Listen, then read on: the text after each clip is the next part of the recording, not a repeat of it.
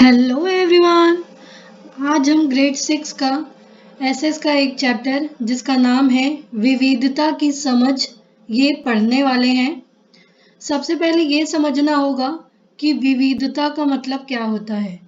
विविधता का मतलब अनेकता भी होता है, जैसे खान पान अलग अलग होना, धर्म का अलग होना, लैंग्वेज का अलग होना, फेस्टिवल का अलग होना, ये सारे विविधता के अंतर्गत आते हैं।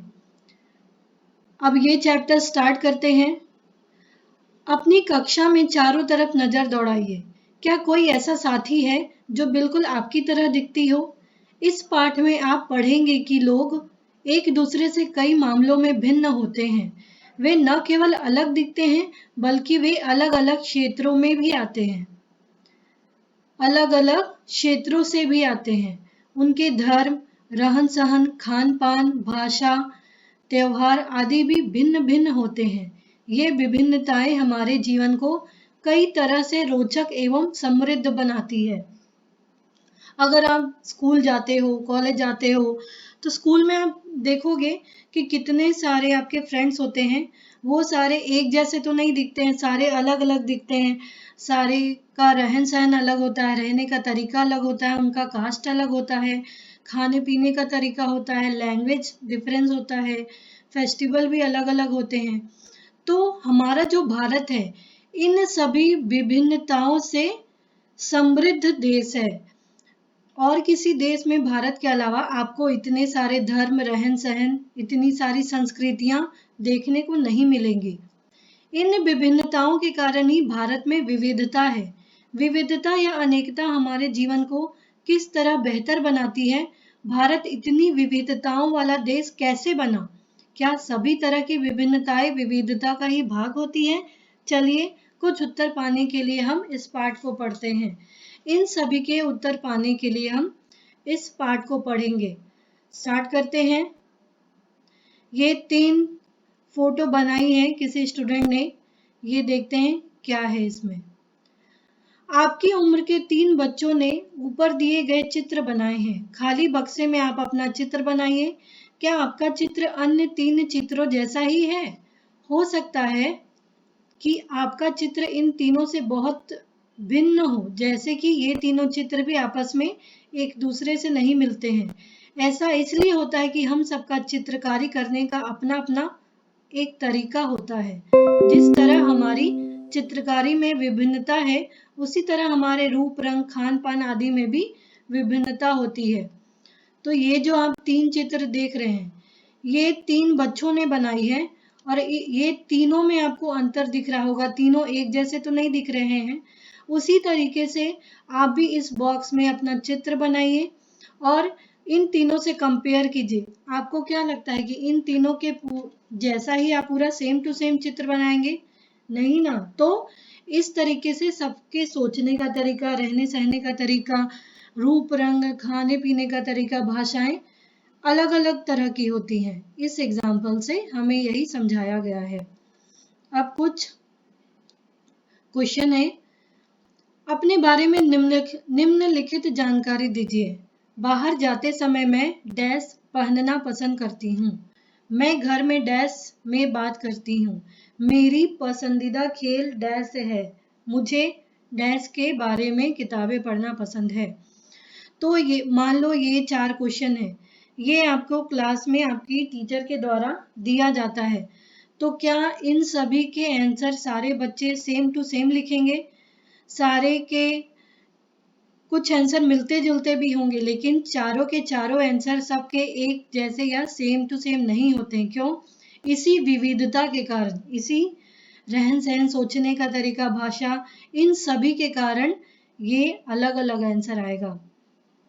जैसे अपनी अध्यापिका की सहायता से यह पता कीजिए कि आप में से कितनी साथियों के जवाब एक जैसे हैं। क्या कक्षा में कोई ऐसी साथी भी है जिसकी सूची आपकी सूची से हूबहू मिलती है? शायद नहीं हो। जैसे बताया था, इन चारों के आंसर मिलते जुलते होंगे, ऐसे नहीं होंगे शायद। हालांकि ऐसा होगा कि कई साथियों के कुछ जवाब आपके जवाबों से मिलते होंगे। कितने साथियों को आपके जैसी किताब पढ़ना पसंद है? आपकी कक्षा के विद्यार्थी कुल मिलाकर कितनी भाषाएं बोलते हैं।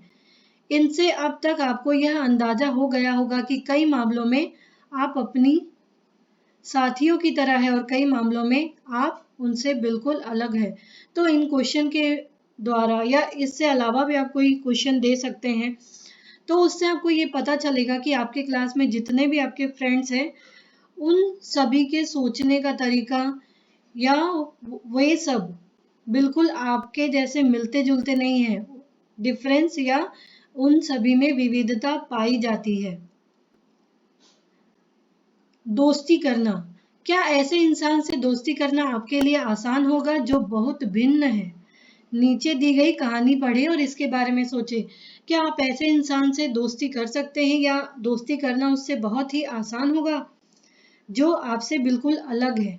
क्या उदाहरण दिया है देखते हैं। मैंने इसे एक मजाक की तरह लिया, मजाक जो कि फटे पुराने कपड़े पहने उस छोटे से लड़के के लिए था जो जनपद के भीड़ भाड़ वाले चौराहे की लाल बत्ती पर अखबार बेचता था। मैं जब भी वहां से साइकिल से गुजरता, वह अंग्रेजी का अखबार हाथ में लहराते हुए मेरे पीछे भागता और उस दिन की सुर्खियों को हिंदी अंग्रेजी के मिले जुले शब्दों में चिल्लाकर सुनाता था। एक लड़का पेपर बेचता था, वो लोगों के पीछे अखबार लेकर दौड़ता और अंग्रेजी या हिंदी में अखबार को जो भी न्यूज़ दिए गए हैं उसमें समाचार दिए गए हैं उसे जोर जोर से चिल्ला चिल्ला कर सबको सुनाता था। इस बार मैं पटरी के सहारे रुका और मैंने उससे हिंदी का अखबार मांगा। उसका मुंह खुला का खुला रह गया। उसने पूछा, मतलब आपको हिंदी आती है? ऐसा इसलिए पूछा क्योंकि वो देखने में नहीं लग रहा था कि उसे हिंदी आती भी होगी। उसे सिर्फ इंग्लिश ही आती है, अंग्रेजी ही आती है। वो अंग्रेज की तरह लग रहा था इसीलिए। बिल्कुल, मैंने अखबार के पैसे देते हुए कहा, हाँ बिल्कुल मुझे आती है। क्यों, तुमने क्या सोचा? वह रुका। अखबार वाला रुकता है। पर आप लगते तो बड़े अंग्रेज हो, वह बोला। मतलब कि आप हिंदी भी पढ़ सकते हैं? तो बोला, हाँ बिल्कुल पढ़ सकता हूँ। इस बार मैं थोड़ा अधीर होते हुए बोला, थोड़ा रुकते हुए बोला, मैं हिंदी बोल सकता हूँ, पढ़ सकता हूँ और लिख भी सकता हूँ। मैंने स्कूल में दूसरे सब्जेक्ट के साथ हिंदी पढ़ी है, जो उसने साइंस, मैथ्स, एसएसटी इन सभी के साथ उसने हिंदी भी पढ़ी है, इसीलिए उसे हिंदी पढ़ना, बोलना, लिखना आता है। सब्जेक्ट, अब उसे ये नहीं समझ में आ रहा था अखबार बेचने वाले को कि सब्जेक्ट क्या होता है। अब जो कभी स्कूल नहीं गया उसको मैं क्या समझाता कि सब्जेक्ट क्या होता है। वह कुछ होता है, ऐसा ही उसने बोला। मैंने शुरू किया ही था कि बत्ती हरी हो गई और मेरे पीछे गाड़ियों के हॉर्न का शोर 100 गुना बढ़ गया। मैंने भी अपने आप को ट्रैफिक के साथ आगे बढ़ने दिया। जैसे ट्रैफिक में कोई खड़ा होता है, अगर बत्ती हरी हो गई है तो लोग हॉर्न मारने लगते अपनी गाड़ियों के कि जल्दी जल्दी आगे बढ़ो। तो ये भी आगे बढ़ गया गाड़ियों के साथ में। अगले दिन फिर वहां से वह गुजरा। वह मुस्कुरा रहा था और मेरी तरफ हिंदी का अखबार बढ़ाते हुए उसने कहा, भैया आपका अखबार। अब बताइए ये सब्जेक्ट क्या चीज़ है। अब नेक्स्ट दिन वो लोग मिलते हैं, फिर पूछते हैं कि अब बताइए कि सब्जेक्ट क्या होता है। अंग्रेजी का यह शब्द उसकी जुबान पर अजीब लग रहा था। ऐसा लगा मानो अंग्रेजी में सब्जेक्ट का दूसरा अर्थ है प्रजा, यानी जनता। उस अर्थ में वह उसका प्रयोग कर रहा था। ओह, कुछ पढ़ाई लिखाई से संबंधित है, मैंने कहा। उसके बाद चूंकि लाल बत्ती हो गई थी, सो मैंने पूछा, तुम कभी स्कूल गए हो? तो उसने, अखबार वाले ने कहा, कभी नहीं, उसने जवाब दिया। फिर बात बढ़ाते हुए उसने गर्व से कहा, मैं जब इतना ऊंचा था, मतलब उसके साइकिल की सीट की तरफ हाथ दिखाते हुए बोला कि जब मैं इतना ऊंचा था तभी से मैंने काम करना शुरू कर दिया था। उसने मेरी साइकिल की गद्दी के बराबर अपने आप को नापा। उसने बताया कि जब मैं इतना बड़ा था तभी से मैंने ये सब काम करना स्टार्ट कर दिया था।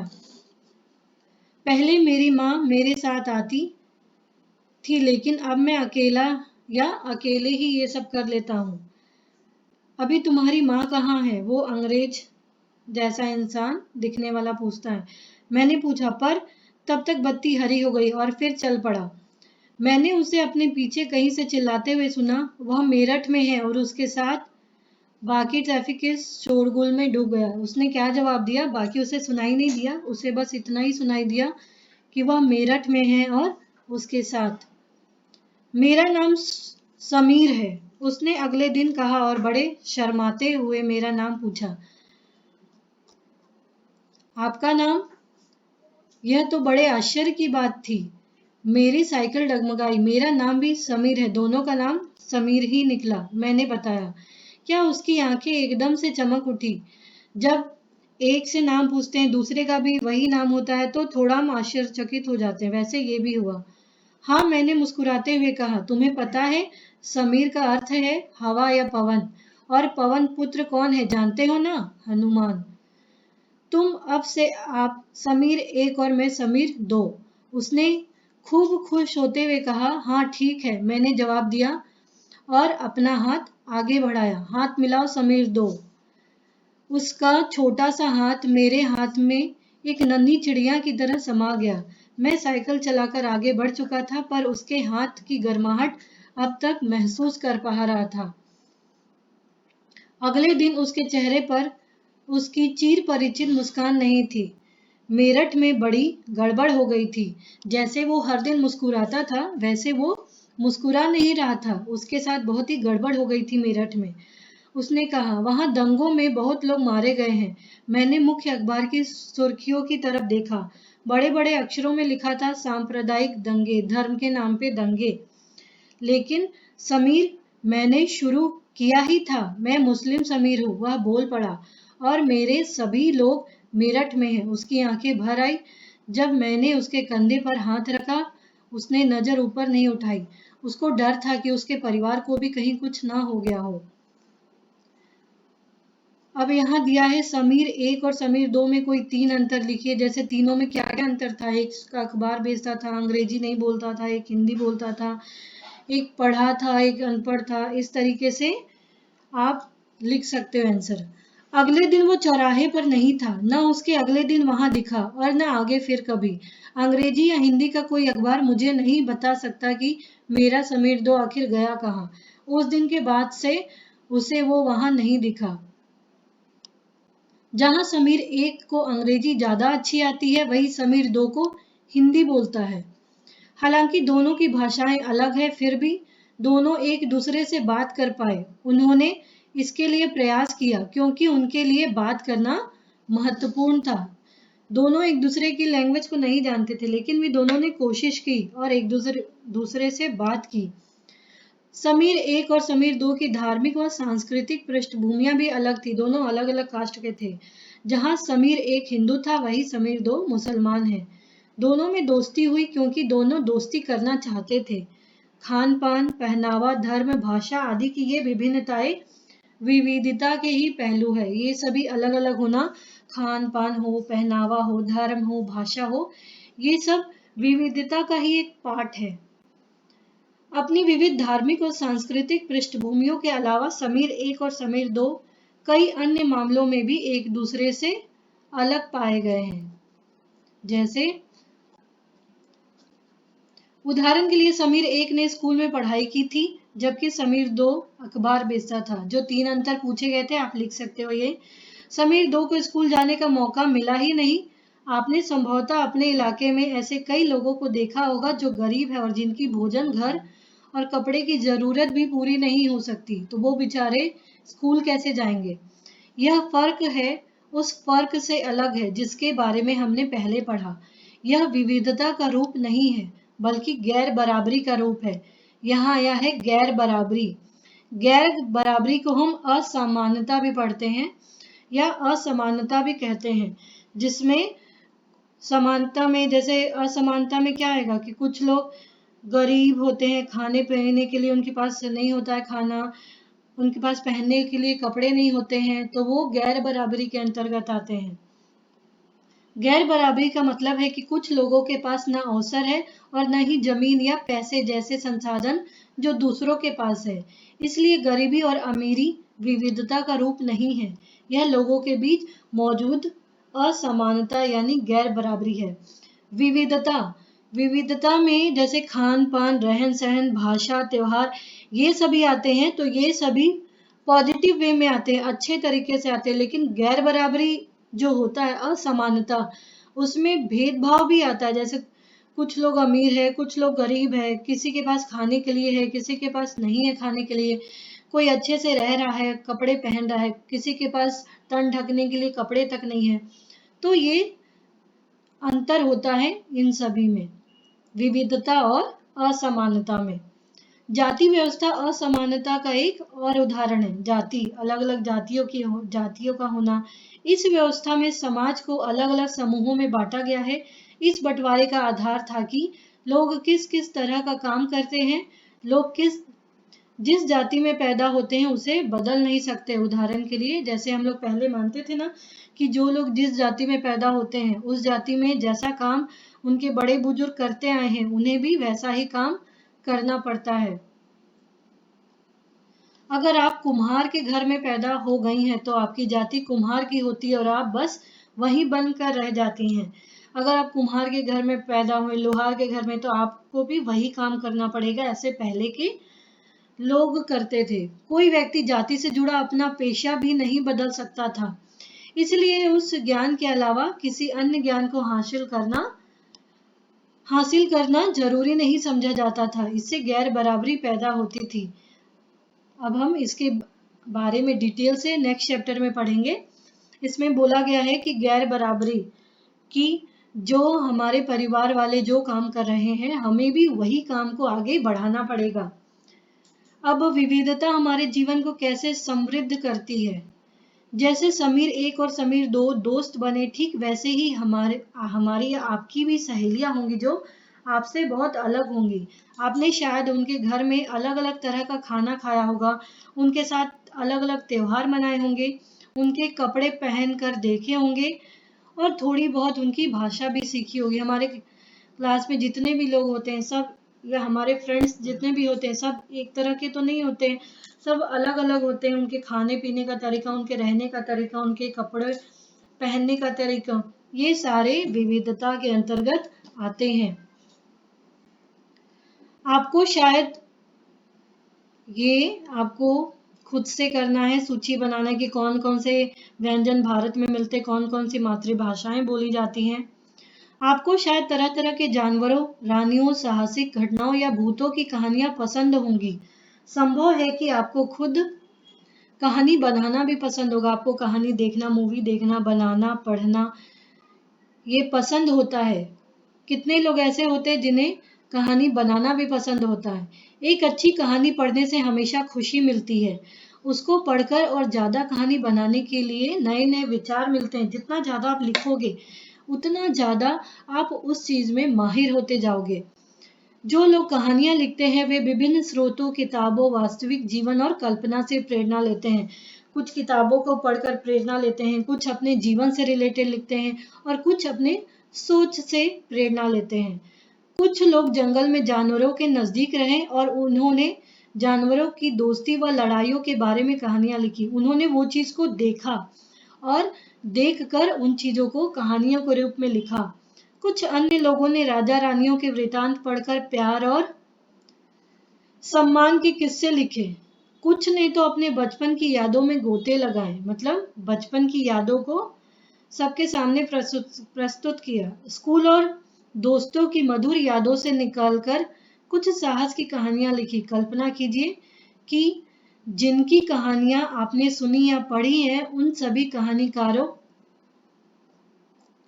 या कहानी सुनाने वालों को ऐसी जगह पर रहना पड़े जहां लोग केवल दो ही रंग के कपड़े पहनते हो, लाल एवं सफेद, एक तरह का खाना खाते हो, समान रूप से केवल दो पशु पक्षी को पालते हो, उदाहरण के लिए हिरण और कौवा, और केवल सांप सीढ़ी खेल से अपना मनोरंजन करते हो। ऐसी जगह रहकर वे कैसे कहानियां लिख पाएंगे। तो ऐसी जगह हम कल्पना भी नहीं कर सकते कि जहाँ एक ही तरह के लोग रहते हैं, या क्योंकि हम बचपन से ऐसे जगह रहे, भारत जैसे देश में जहाँ विविध अनेक प्रकार के जातियां रहती हैं, जिनका रहन सहन, खान पान सब अलग अलग होता है। तो ये होते हैं विविधता। अब भारत में विविधता क्या है, ये हम नेक्स्ट वीडियो में पढ़ेंगे। उम्मीद है आपको ये समझ में आया होगा। आप इस वीडियो को लाइक और सब्सक्राइब करना ना भूलें। Thank you.